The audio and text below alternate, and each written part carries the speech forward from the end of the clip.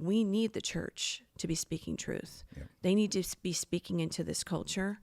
They need to be talking about the Yep. issues that face us, because the church has been too quiet and they've been too afraid to speak of what's happening in our homes. Boy, we see what's happening in our homes, right? In our schools. Right. We see the attack on the family.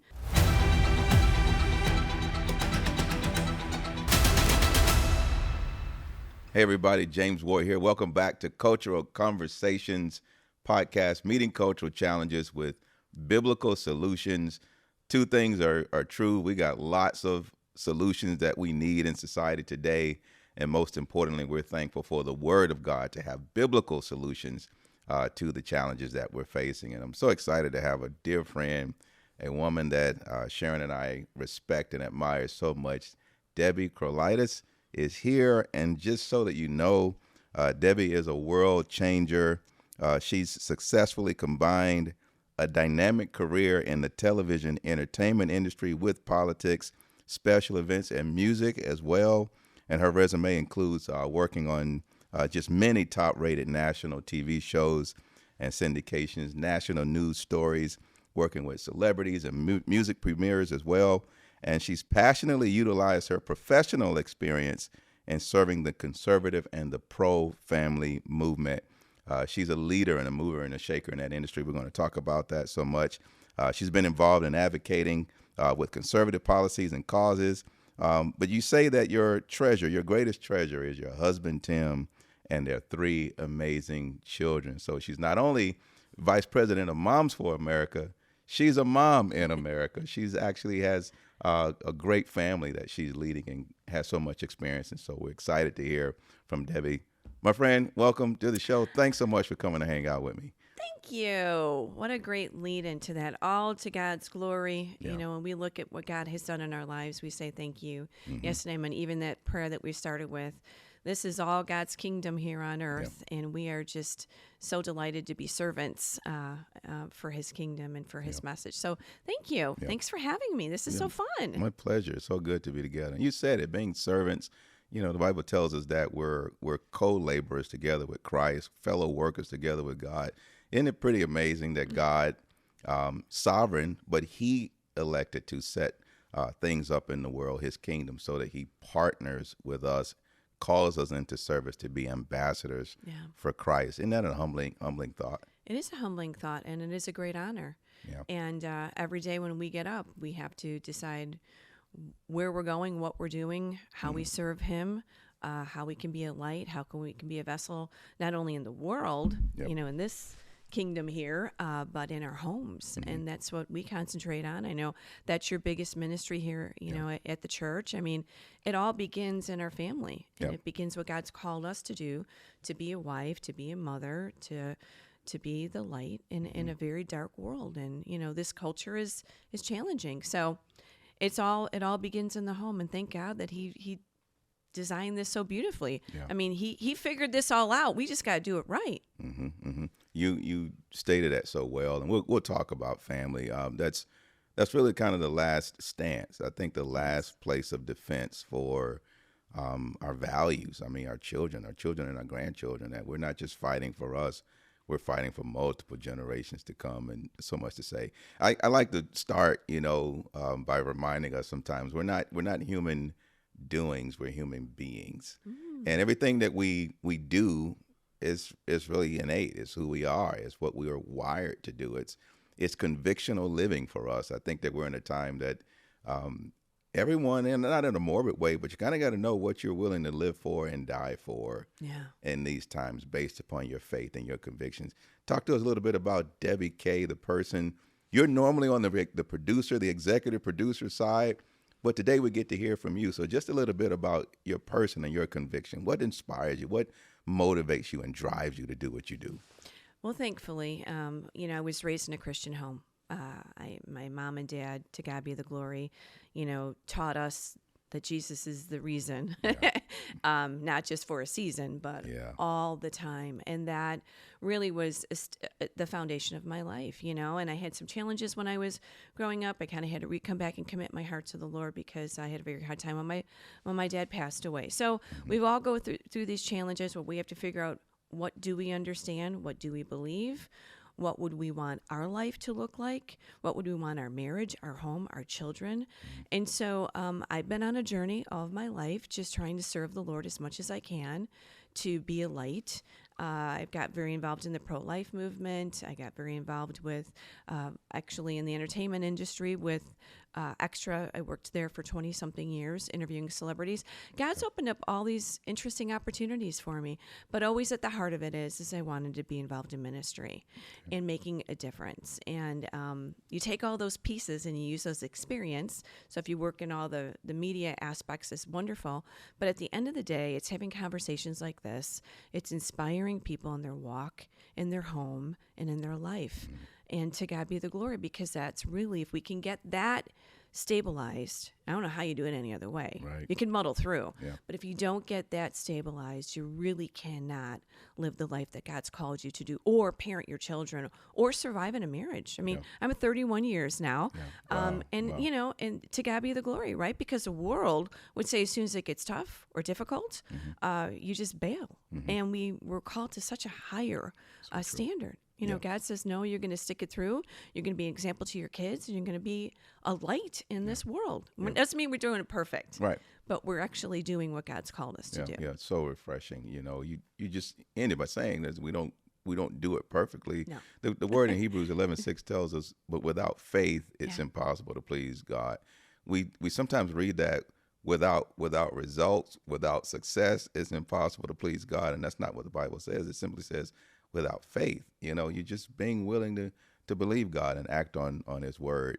That pleases God, and let Him take care of the results. And let Him guide you. Yeah. You know, and I think of faith, you know, you can't do anything without faith. You can't move a mountain yourself. You can't have faith like a mustard seed. It all comes from Him. Yeah. So when He's directing and guiding you, we have to have the ears to listen and the eyes to see and the heart to respond. You know, that's it. I say to my kids, we've got to have the heart to respond to Him, because sometimes that's the most humbling, because it's not maybe our plans. Right. Maybe it's not our vision, but in the end, we know that it is His vision, which is the best for us. So, you know, we're all just really trying. We're trying to do the best that we can in our homes and in our country. Yeah, yeah. So you mentioned a term a few moments ago, which I think is so appropriate. You always had a heart for ministry, and sometimes in a Christian setting, we think ministry, Ephesians 4, apostles, prophets, evangelists, pastors, and teachers. Absolutely, we need those offices in the Church of Jesus Christ. But every believer is called to ministry, and we're not called to be the light and the salt of the church, but the light of the world, the salt of the earth. And so, talk a little bit about every believer engaging in ministry to affect the world, to affect culture. We're going to get into some of the work that you're doing with the school board and policies and the world. The light is needed in the dark places of the world. So talk to any person who thinks, well, I'm not called to ministry, but no, you are called to ministry if you're a person of faith. Absolutely. When we give our heart to the Lord and we ask Him to guide us and direct us, and we say, Lord, we're renewed in you. We are dead to our old self. We are new in you. He has great plans for us. You know, He's always had great plans for us. That's why it's so beautiful to recognize that God called us and knit us together in our parents' womb, in our mother's womb. You know, He's got big plans for everyone. And whether, you know, I say this to everyone, whether you are changing a diaper at home, or you are teaching your child with homeschooling, whether it's ministering to your husband or in your church, or you are involved in your school board, or you work outside of the home, you bring Christ with you, because He is inside of you.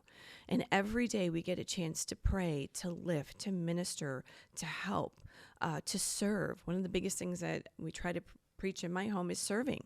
That's what Christ did. He served one another. And I think that's really one of the greatest ways to be a witness, is to serve one another. If you can't serve, if you can't lead by serving, you'll never really truly lead, and you'll never really teach your children to give and to be a blessing to anyone. And you surely won't get along in your marriage if you can't serve one another. Yeah. So I think there's just so many beautiful ways that you can be a part of ministry. And it's not like you say, you do not have to lead a Bible study at church. Right. That's great if you do. Yep.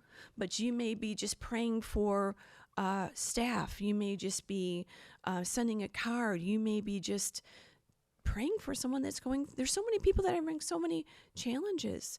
And the more we make it obvious that we're a part of God's kingdom, that we're his ambassadors, in this world, the more opportunities you get. When you ask God to say, hey, how can I serve? How can I bless? How can I minister?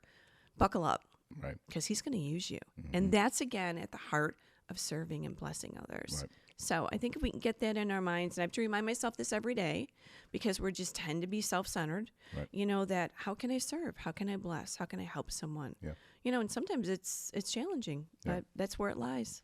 Thank you for sharing that. I think sometimes folks will, maybe go on social media, see you in the White House, see us doing kind of the things that we do, but not understand when you lift the hood, what's really behind that, and your conviction about your family first being your first priority, having a strong marriage, even just your family connection to the church. Talk a little bit, again, just about that foundation. We got plenty to build and to go up, but that foundation of faith and family, and even families being plugged into churches. What do you see from your perspective pastors should be doing, and what kind of sermons should we be preaching to actually empower folks to actually go out and make a difference in the world?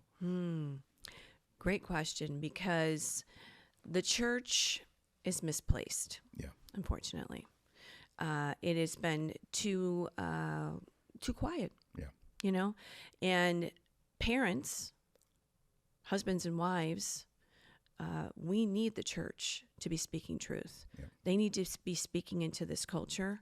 They need to be talking about the issues that face us, because the church has been too quiet and they've been too afraid to speak of what's happening in our homes. Boy, we see what's happening in our homes, right? In our schools. Right. We see the attack on the family. We see the attack on marriages, whether it's from pornography to, whatever all this stuff is on Instagram, all the challenges for men, all the challenges for parents to remain the sole influencers in their kids' lives. The world has decided that they're going to raise your kids and that they're going to tell you how to be married, and they're going to redefine gender. They're going to just take it all over. And then the church has been just too quiet. So for me, I'm asking the church and the pastors like yourself to rise up and talk about that. Not be afraid to talk about these things from the pulpit, because you are the shepherds. You are the ones that are teaching us. And that helps us, right? We need to come here. We can't solely rely on church, because we got to be opening our Bible. We've got to be meeting and ministering and in small groups or held accountable within our own home. But we need the church to be speaking clearly about life. I mean, I just can go on and on that they've just been too quiet about. We need that help. We need that help. And then two, we, moms, dads, we need to be in church. So well said. Because if we're not, how do you do it? Yeah. And I'm a little displaced. I mean, we were at a church for a long time, and the pastor left, and now we're kind of, been on a journey trying to find home. And it's hard to find a home. Right. It's hard to find a place where you find that it is your family. But whatever it takes, whatever it is, you have to be in church with your family. You have to be lifting up your day with your family. You have to be in prayer with your husband. You just can't do it. I say you can muddle along and love each other and make it, but you want to make it good. You want to make it big. Yep. And again, it doesn't mean it's perfect, but you want to be on that journey. You're training your children to look for husbands and wives. Yeah. You are still working out your marriages until the day you die. Right. And then you become grandparents. I mean, you need God's foundation in your home, in a church, and with those friends around you that will keep you accountable and will help you in your journey with Christ. Yeah, so well stated. And it's true. I concur 1,000% with what you're saying. I think of passages like 1 John 5:19. It says that we know the whole world lies under the sway or the influence of the evil one. Temporarily, of course, Jesus is going to come, but temporarily the entire world is under the sway or the influence of the evil one. So it's expected to see that government and school boards and institutions and universities are under demonic and satanic influence. The church is the last place of refuge. families being plugged into the church, that we can be with people of like precious faith and Right. speak truth, speak with moral and spiritual clarity. I'm so glad you helped us understand the importance of being plugged into the local church. Well, I know you're preaching the word, and you're bringing it to your congregation all across the countries you travel to, but really it's the church, it's the family, and it's America. We've got to figure this out. We've got to love God. Yeah. We have to love and serve our family, and we have to protect this land, the last beacon of hope, so we can parent our kids. So true. So we can have the freedom of religion. So we can speak freely. The Constitution gives us an amazing rights and liberties. But again, it all comes back to the biblical foundation. That, the Constitution and the founders, all that, they were people who understood what the Bible meant. They they understood salvation. And they understood that there was something bigger than them. Sure did. Yeah. So. Yeah. And you bring up another point. I'm thinking about this. It's easier to agree, or should be easier to agree theologically than it is politically. And so the church should also be a place where believers can unify around faith and the basic truth and the basic tenets of God's word before we engage in the world to try to solve the world's problems. I think we got to figure out unity a little better, even in the church, just around our faith, one Lord, one faith, one baptism. And then we can go out and kind of make sense of a lot of the madness that we're seeing in society. Yeah, well, we see the biggest thing, the biggest attack is dividing. If we can make someone an oppressed and oppressor, if we can divide people on race, if we can divide people on sexuality, if we can divide people on whether you support blue or you're against the police. I mean, it's all about dividing. Correct. And that's when the biggest strife comes. And that's when all heck breaks loose. So unity, saying, what can we say yes to, Pastor? Yeah. What can we say yes to? We love one another not based on skin. Right. We love one another because we're a part of the church body. God created us all equal. He gave us all inalienable rights. He loves us. He called us by name. He's given us a land to live freely. So true. There's a lot of things to say yes to, and sometimes it's hard to say yes to God's principles. Right? Right. Sometimes it's hard. It is. I mean, Jesus offended people. Right. He sure did. Right. He put a line in the sand, and he said, we have to figure out where we lie. And then once we get there, which is a part of our journey, that is so unifying, and it's so freeing, isn't it? Truth is not antithetical to love at all. Right. Right. The two are synonymous. So another thought, you're engaged. I mean, you're a difference maker nationally and internationally. And I think there was, once upon a time, our focus was just, I can live in my house in my neighborhood with my, picket fence and my dog and enjoy a good life. And there was a time, even I think, me growing up as a kid, you could kind of trust society and civic leaders to kind of do their part. Right. That's all changed now. And so I think there's this idea that before, engaging in marketplace, engaging in the government, engaging in culture it was viewed as being at the expense of the family. Now you almost have to engage in the culture to protect and defend the family. In other words, you can't defend your family just within the four walls of your home. Now you have to defend your family by going out into government. You need to be involved in the school boards. You got to get engaged in policy making and advocacy.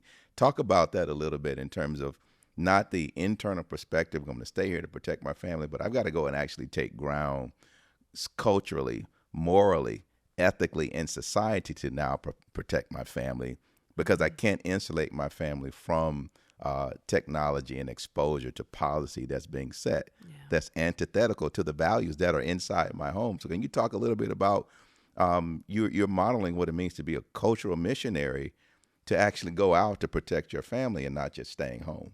Yeah. The world has changed, And it has been changing this mission to destroy family, to attack parental rights, to take over the educational system, to take moms out of the home, put them in the workplace, the feminist movement. Yeah. I mean, Yeah. if you broke all this down, this has been a long journey Yeah. of taking over the culture, taking over the whole worldview. And I think we've seen it more now than ever. There's a lot of things that lined up, from COVID to very liberal administration. I mean, just shameless ideology. And it has become so vocal and has become so bold that everyone has noticed it now. And everyone is waking up. Our schools are indoctrinating camps. Not every teacher's bad. Not every book is bad. You know, everyone's like, oh my gosh, you guys are so extreme.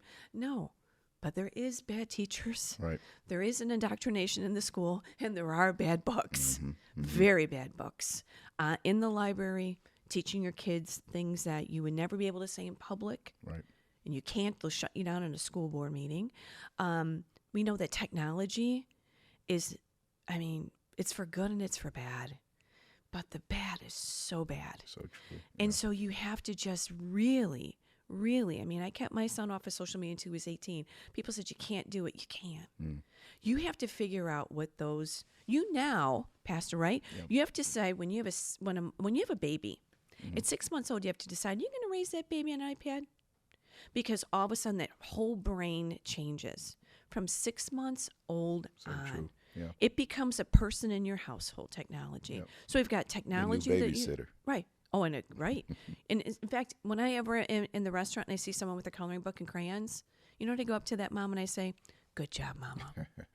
Good job, Mama." If they get little toys, I carry toys in my purse always with the kids with, building blocks.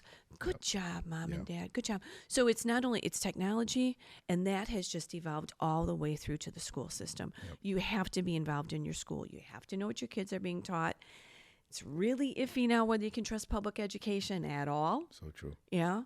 You have to be super comfortable with that. You have to know that they're going to teach them things that are not in your wheelhouse, not your conviction. They can do things and will do things without your notification. Yeah. They will use different names. They will transition children. We've seen it 100 times.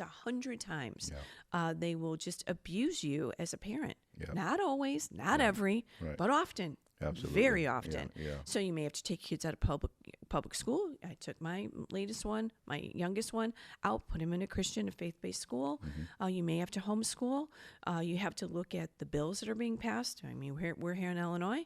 Boy, you want to talk about an assault. They're trying to complicate and wipe out homeschooling, or they'll take away your parental rights. If they can break you down, if they can crush you, if they can parent your children, they know that they have the next generation. And we're not letting that happen. We are empowering moms. We're saying, you are the greatest influence. So when I say this, moms, it's like, everyone's like, what about the dads? We love the dads. Yeah. We're the moms group that love the dads. So there's it's completely not an absence of the dads. Right. It's just our mission is to moms. Right. And we know if we affect the moms, we affect the husbands. We know if we affect the moms, we affect the kids. And affecting is probably not the best word. It's empower. Yeah. We empower and inspire moms. They will go to their school board meetings. They will hear what's happening. They will understand if they're trying to cause racial division, if they're trying to transition, if they're trying to socially, take over the message of the family. And they will make people to be the bad guys, meaning the parents. Yeah. So you've got to be all-time high. Like red alert. You have got to know what is going on. Right. Never been more critical than it is Never right been now. more critical. Yeah, right. And again, never been more important to be in church with a foundation with your family in your home, because where do you get the information from? What drives you? You can only, I remember my brother telling me this a long time ago. You can be good, but what drives good? I just want to be good today. What drives good? Right. But Jesus' conviction, not disappointing my father, being called, being a missionary wherever I go, knowing that this is my legacy, my kids, and that I'm going to, have to report. I got to give a really big report when I get up there. And I'm going to try to say that I did the best that I could. Right. So gender exclusivity is such an important, it's a vital part. It's essential with God's creative order itself. And you just clarified, and it should be clarified, that it's never a moms versus dad. It's moms and dad. Yeah. And the gender exclusivity that God created that is fundamental to society. Talk a little bit, because when we talk about schools and education now and the need to homeschool or to get involved in Christian education, the greatest battle is a battle for gender. That you're talking about the proliferation of society itself. If we lose that battle, you're talking about society imploding, and we're beginning to see that. So talk a little bit for a moment just in terms of what I call the distinction between biblical femininity and cultural femininity. The cultural feminist movement is this ideology not aligned with Scripture, but what do you say in terms of the importance of biblical femininity? You hear the attack against the trad wife or the traditional wife that we've now kind of demonized. Oh, it's coming back, though. Do you know the traditional wives are coming back? Yeah, There's absolutely. actually a whole movement because they're figuring it out. That's it. Right? Yeah. Because, and I have interviewed a lot of former feminists on the podcast for Moms for America, and they were sold the bill, and that, freeze your eggs, men are bosses, Right. kids are prison, Right. You're walking around with a chain. I mean, it's just so crazy. Like, what do we think as women we could not do in today's world? Right. Nothing. Yeah. We could be anything we want to be, and a husband that's going to cover us and protect us and guide us and love us and help us raise our children and share life together. Right. I mean, that is Genesis 2, right? He created this. He knew that we needed a father. Any mom that's out here that is raising children by herself, thank God that is not me. Yeah. They know how tough it is without a father. That is nothing that anyone has to explain to them. They need a father in their kid's life. Those kids need a father in their life. Those kids need a mother in their life. They need to see healthy roles as male and female. Right. They have to have this in order to do the best, that set them up the best. And again, there's things that happen and horrible stories, and a woman has to leave her man. There's abuse, whatever that. I'm not talking about those. Right. I'm just talking about the situations that are justifiable biblically. But in essence, to thrive, we need men and women together, married, building a home, building a foundation, and raising their kids with the principles that God has put in His Word. And it's the women that got us in this. They really did. Women are just way too off the charts a lot of time. And I'm talking to my girls here. We have got to get it together. You know why this conversation is important? Because I think in some instances, and I think this is some of the cultural feminist movement, it has kind of deified many women as though many women can't do any wrong.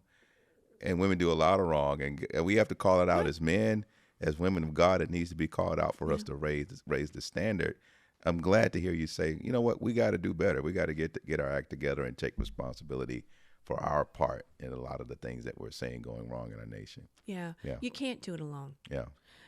I'm an independent woman. Well, I'm glad you're independent. That's great. But you can be very lonely later in life. Yeah. And that's what we hear a lot of times. Right. Women have frozen their eggs. The culture doesn't speak to that. Oh, no, come just the depression, the discouragement. Right. Yeah. And then they've missed their childbearing years, and some women can't have children, and of course, again, I'm not talking about the small percentage. I'm talking about the overall message. You don't need a husband. You don't need a dad. You can get inseminated. You can raise a kid on your own. It's just not the right way. Right. It happens, and people do it, but the best plan, and I'm not saying I hate to say that I'm not attacking those women, because there's different stories around this. Yeah. But in general, the lie has been sold that women can do it all by themselves. Right. And we can't. And the thing that's great about men is they know they can't do it by themselves. Right. That's really the greatest part about men. God tells us we can. Right. He created a help suitable. Right. I often say, who needed the help? God never tell the women you needed help. My husband's like, honey, I no way I'm going to do this without you. Yeah. Because we are the helpmates. Yep. So I think that's where we get a little big for our britches, because we're the helpers. We can do it. Yep. But we're made to help another. That's right. We're made to nurture. Yep. We're made to with our children. And just the most that we can do is try to build the healthiest family Yeah. that, God will bless you with. Yeah. Yeah. So I just think the women have gotten it wrong. I think the women that understand they've gotten it wrong are kind of sad about it. And many of them are kind of like, trying to fix it now. Yeah. So to God be the glory. Yeah.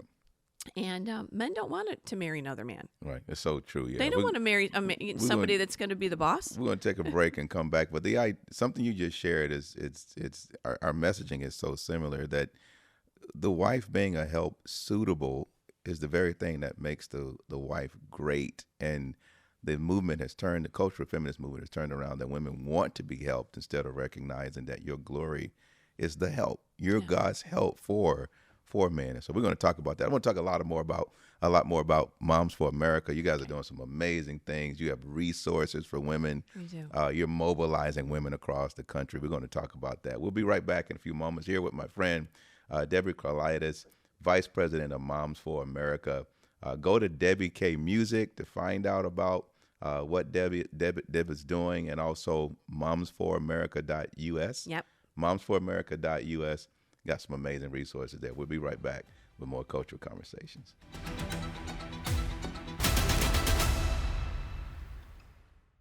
You shouldn't have to choose between screen time and your values. What if the content your kids watched pointed them back to God? At home or in the classroom, TLN Plus is where learning and values come together. Explore the wonders of God's creation through science, travel the globe uncovering ancient New Testament manuscripts, and follow the journeys of Christian missionaries, all from your living room. TLN Plus is where faith and learning come to life. Stream life-changing biblical content with you in mind. Friends, I want to thank you for supporting Cultural Conversations podcast, Meeting Cultural Challenges with Biblical Solutions. My aim is to restore the art of respectful dialogue in dealing with the tough issues of our day from a biblical perspective. To see and listen to more great talks and interviews with interesting, inspiring, and intelligent people, visit tlnmedia.com/cultural conversations. And be sure to subscribe, like, and share our content with as many people as you can. It helps us out and helps us to help you by bringing you more great content. Thanks for your support, and thanks for watching. Welcome back, friends. I'm here with my friend Debbie Kraulidis, Vice President of Moms for America. We had an amazing first segment here. We want to talk a little bit about Moms for America, the organization, what you do. I feel like there are times that you'll leave a meeting in D.C., the room, and I feel like we'll walk in, or we leave a room and you'll walk in. We're in the same space. It's got so many great friends and collaborating together on some great things, which I'm so excited about. But I want to talk a little bit about what you're doing to mobilize moms across America. So tell us a little bit about what Moms for America, what the organization is all about for those, especially women who may not have heard of Moms for America. Why should they get involved? What's your role? What does your day-to-day involvement look like in that organization? Okay, well, yes to the fact that we're passing each other, and I'm like, we got to get on the same schedule here. Love your wife. Yes. Love all that you're doing. Just so glad to become friends, this year with you guys and all that you're doing here at TLN. So, yes, Moms for America. We are reclaiming our culture for truth, family, freedom, and the Constitution. This organization was started 21 years ago by Kimberly Fletcher. She's the founder and president. She's an amazing leader. Yeah, she's so great. I have been with them for eight and a half years now. Okay. I was looking for an organization organization ministry, something that would inspire, encourage, and help moms, women in their journey in this culture. And there really wasn't that much out there. And I happened to see an ad on Facebook for this Moms March that they were doing through a series of events. Sent her my resume, how can I help? And then she said, come on out here, help me produce this Moms March. And we did. Mm-hmm. She had Sarah Palin, she had Candy Carson, she had Missy Robertson. She had this great lineup of moms that really kind of wanted to respond a little bit to the Women's March, which is what we were just talking about, really, the hyper-feminism movement. And we just felt like, wow, these women are not speaking for conservative women. They're not speaking for me. Right. And so we kind of had this rally in Nebraska, and ever since then I've been helping her with my media, helping her produce production. I came on their board, became a part of their leadership team, and then a couple years ago they asked me to be vice president. So I am delighted to be speaking around the country and doing media for them. I host the podcast, our weekly podcast where we talk to conservative leaders and everyday moms that are making a difference in their home and in their community. And I just help with all their live events across the country. That's really what my area is, production and live events. We go to the moms, we hold summits, we hold conferences. We have fundraisers around the country, kind of, educating people about what we do. We go to Washington a lot now. We worked pretty hard, to get President Trump in leadership because we believed that we needed a new, someone new at the helm there. Absolutely. And we work with other candidates. We work with school boards. We provide brochures. We provide webinars. We provide seminars. Anything, this is how I would say this, anything that you're going to discuss in your home, at your kitchen table with your kids, we have something on that. And we want to support the moms.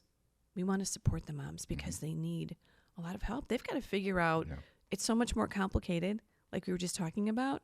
So whether it's social media, whether it's the fentanyl crisis, whether it's your marriage, whether it's your home, whether it's how to raise patriotic kids, how to teach the principles of liberty. Vaccines, diet, everything. all those things. Yeah. Menopause. I mean, we just talk about it all because all those are mom issues. And if you really think about it, from where you spend your dollar to where your kids go to school or what they eat, it's all a mom issue. Yeah, but we run, right? We're the big old CEO of our house, and so we are managing it all. So well said. Yeah, talk a little bit about. I say the distinction is, it's not right versus left; it's right versus wrong. So help bring some clarity, because I think some folks get hung up on terms like conservative, and you're like, okay, put that on the shelf for a moment. We're talking about right versus wrong. And when we can say conservative, generally speaking, we're talking about the Bible being the source of moral authority, spiritual and moral authority for us, and we're adhering to that.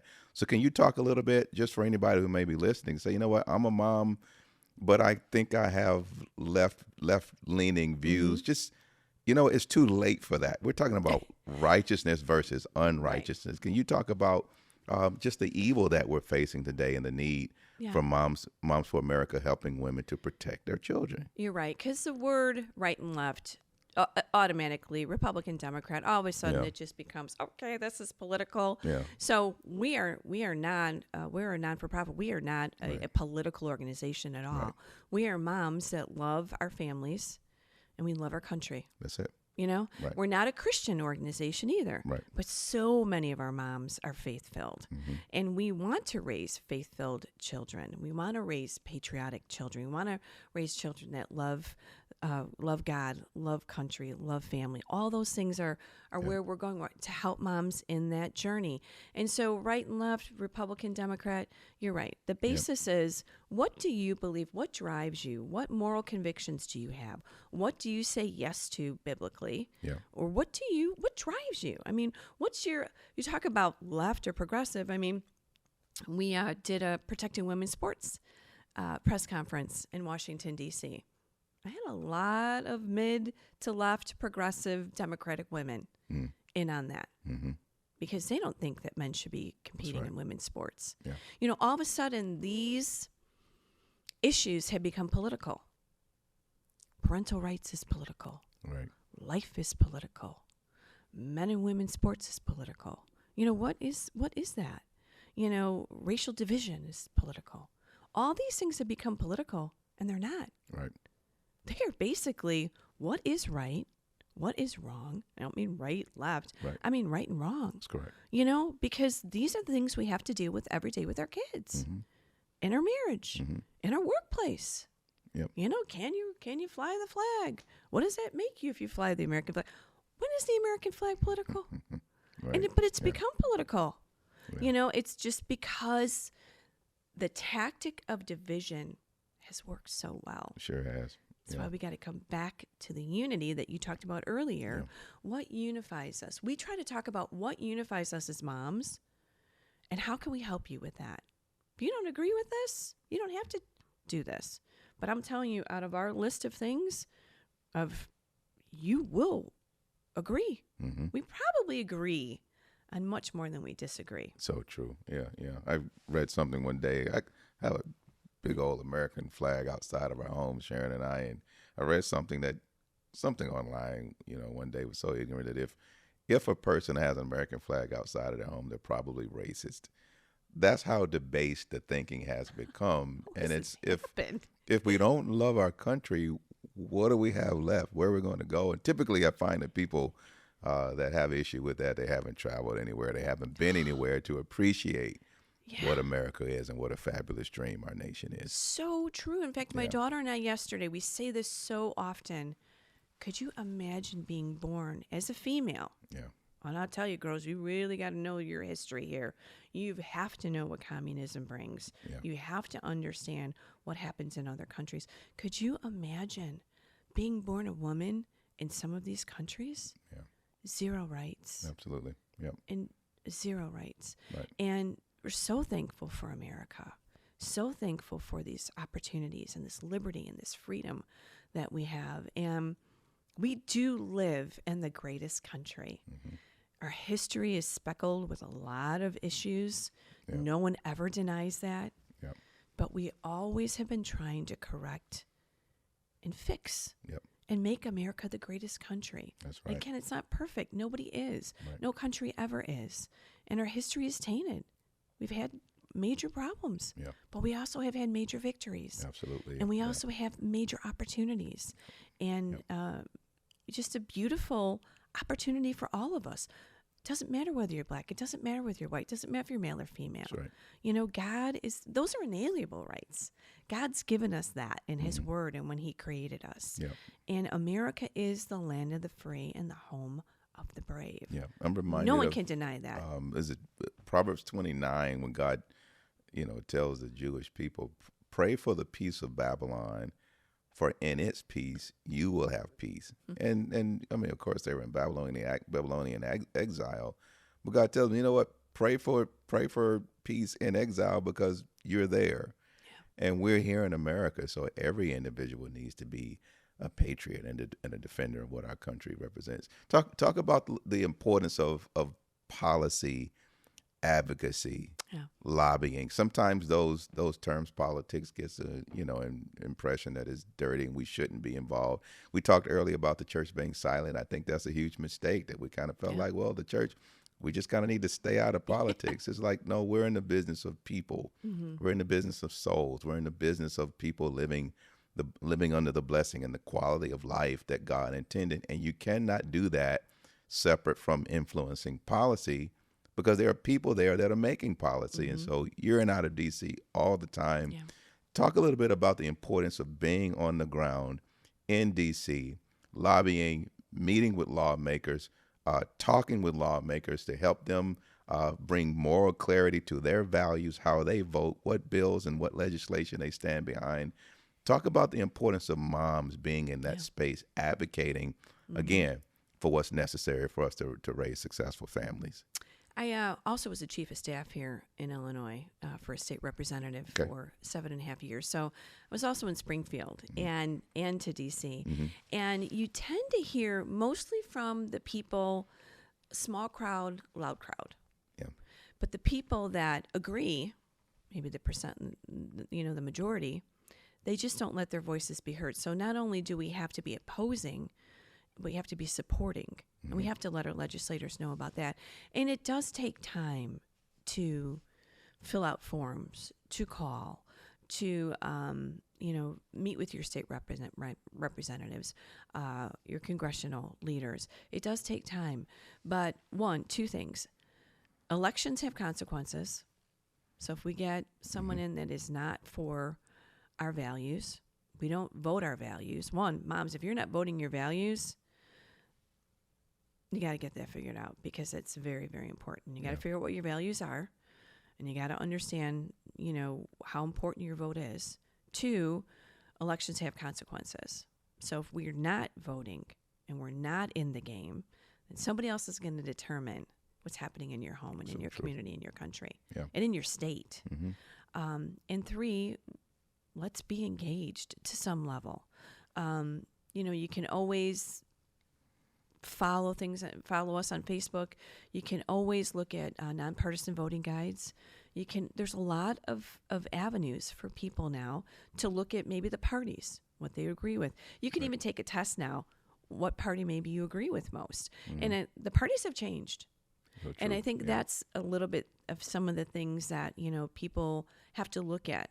What am I saying yes to? And what am I voting for?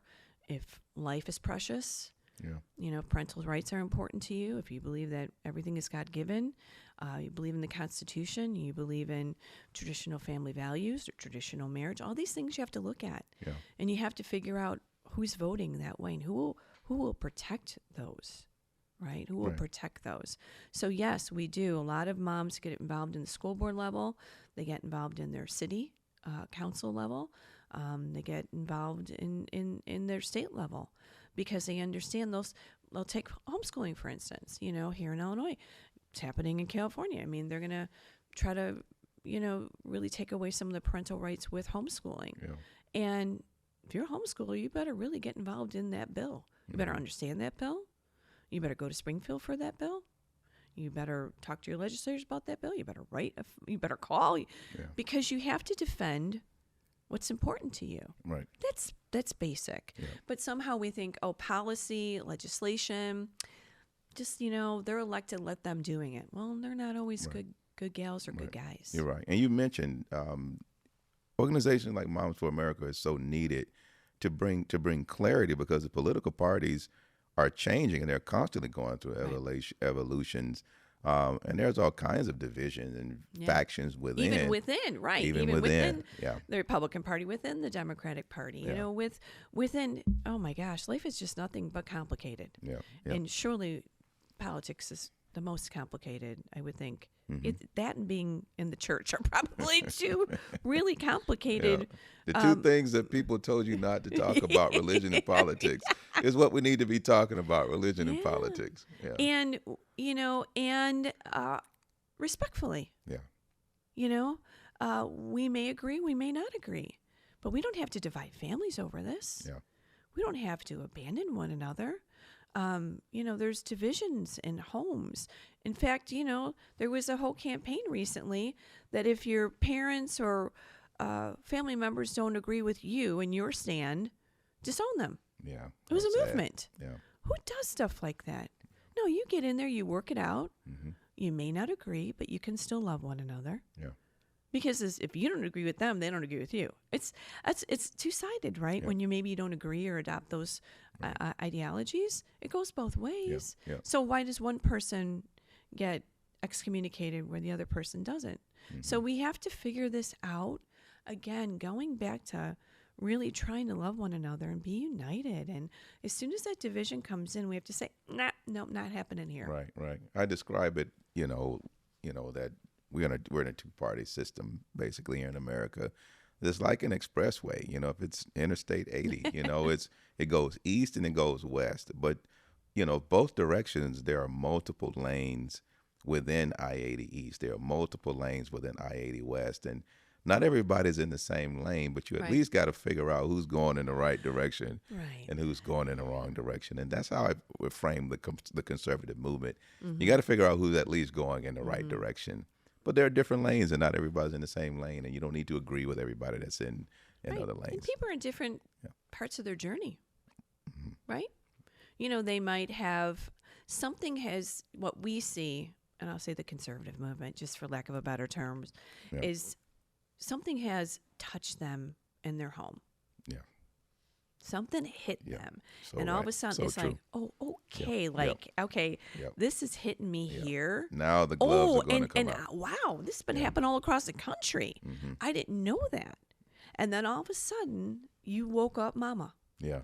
And Mama Bear ain't happy. Yeah. And then Mama Bear gets Papa Bear worked up. Yeah. And then we got to figure it out in our home. Yeah. We got to figure it out at our school. It's a good thing. We got to figure it out in our community. Yeah.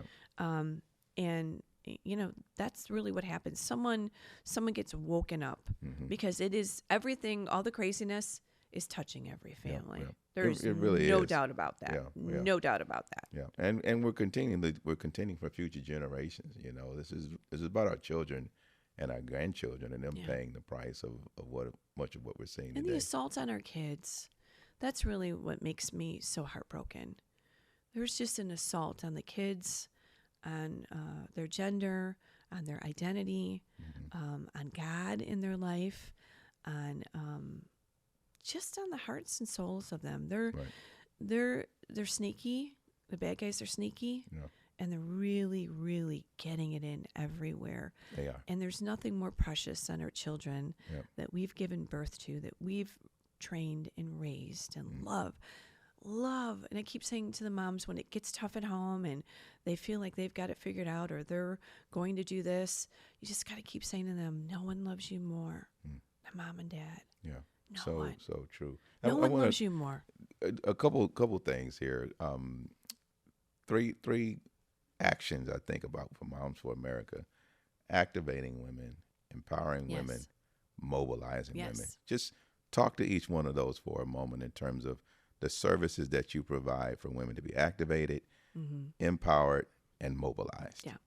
Well, activating sometimes is our C4 side, which would kind of be our action. It works on bills and policy, endorsements of candidates. So it's kind of like our action side. So if you want to get politically involved, or you want to run for school board, or you're just, fearful of going to school board meetings or your council meetings, or how to handle civic engagement, that's all on our C4 side, which is Moms for America Action. It's MFA Action, MFAaction.com. Okay. Or I think it's .com or .us. I'm not sure, but it's, if you look up Moms for America Action, you will find it. Sure. So that's kind of our activist side. As far as empowering and inspiring moms, we do that with, we have cottage meetings, which is kind of like our showcase, our premier signature teachings. It's 12 teachings of the principles of liberty. Okay. So we do that. We offer that online. We have Healing of America. We teach the Constitution. We have, again, webinars and seminars on every subject you can imagine, from healing after an abortion to fentanyl, to screen time, to how to raise patriotic kids, webinars on every subject. And those are regular on momsforamerica.us. So we train. And then once you educate and train and inspire, you host the podcast, you have brochures, you have all this information. We have summits across the country. We have conferences across the country. Again, training moms, encouraging moms, inspiring moms in their role, validating who they are, the greatest influence in their kids' lives. The hand that rocks the cradle definitely rules the world. That's so true, because you're raising them. So we train and inspire. We activate as far as political and endorsements and legislation and policy. And then moms take it to the next level. They take those principles that they learn and they teach them to their kids. They talk about them in the car. They pray with them at night. They share the books that we, share with them. They talk about those important issues. So it's kind of like, moms are really good. Women are really good about, you get the scoop, and then we love to share the scoop. And so that's what we do. We kind of support moms in a really powerful way in their journey through motherhood. Support group. That's really what we do. Such a vital initiative. And just, we got about a minute left. What would you say? There's a mom listening right now, saying, well, Debbie K, she's got it together and she's making things happen. But that conviction years ago for you to do something, speak to that mom who may be where you were, 20 or 25 years ago or so, just starting out, about getting engaged, being encouraged to take action. What can she do? What would you give her as step number one in terms of how do you move forward to care for what's important to you? Well, I do attribute it to, I was raised by great Christian parents. Not perfect, but great. And so if we as moms can get our foundation solidified in our home, in our marriage, go to church, pray with your kids, open up the Bible. It's so much bigger than you. And you need so much more help than just yourself. So get your foundation stabilized, because the world will crumble your home. it will ruin your children. Yeah. You know, and it's not a scare tactic. It's just like you have to protect them. Right. And you have to protect your marriage. And if you're not getting some of the basics together, it has to become your priority, because God will help you. He is on the journey with you. He has called you. He has a hedge of protection of your family and your marriage.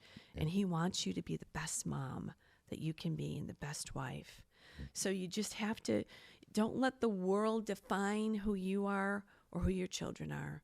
You figure it out with your Savior, and you, mama, spread it out at home and make it your number one priority. Yep. And get your mamas around you. Yep. Get good mamas around you build a in tribe. your church.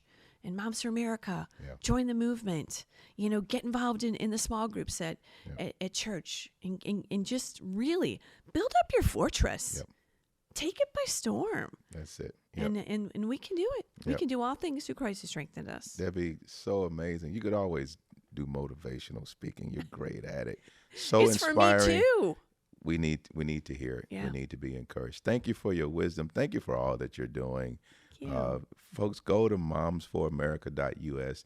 Join the movement. Be part of it, of what it is, the great things that Debbie and the team are Love to doing have there with Kim and the team. Just amazing things.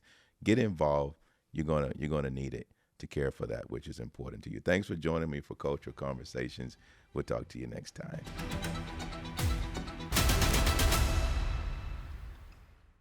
I am so excited to introduce TLN Plus, our brand new digital streaming platform. Now, you'll be able to take our faith-filled and family-friendly content with you wherever you go. Our TLN Plus app is available on all major streaming services as well as Android and iPhones. So be sure to download our TLN Plus app today.